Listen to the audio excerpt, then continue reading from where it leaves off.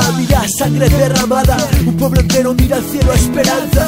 Un pueblo entero con la cara manchada, no por sus manos sino por las de un extraño. Latinoamérica quizá queda esperanza. 500 años de genocidio humano. No existen palabras para contarlo y entender el dolor que allí se ha causado. Tierra de libertad, tierra de pecados. La Pachamama llora entonces sin descanso por ver a su mundo esclavizado, por ver a su pueblo exterminado. 500 años y continúa pasando. Occidente está metido hasta en el baño. Siempre lo ha estado desde aquel primer contacto, borrando la memoria de este pueblo agonizando. Persecución por tu religión, persecución por tu forma de ver el mundo, borrando tu cultura, tu corazón, para dejarte caer en un sinfín absurdo. Primero exploradores, luego misioneros, más tarde colonizadores y su miedo. Un nuevo mundo para ser explotado, recursos, materia prima y esclavos. La verdad, una tierra que pide libertad. La verdad, un planeta que esclaviza por capital.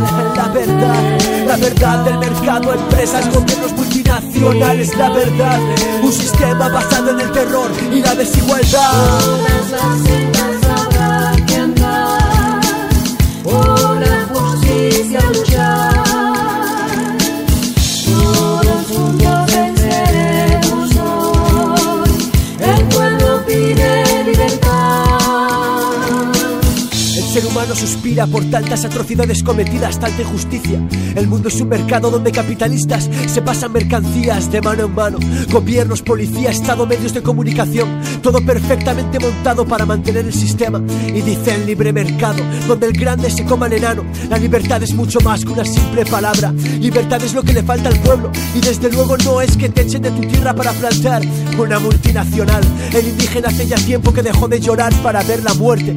Derechos humanos dicen, y la gente se muere de hambre. Derechos para el rico humanos, no creo que lo sean. La colonización llevó a la lucha a la victoria al engaño, y así América Latina sufre la injerencia de la CIA, Estados Unidos y toda su familia.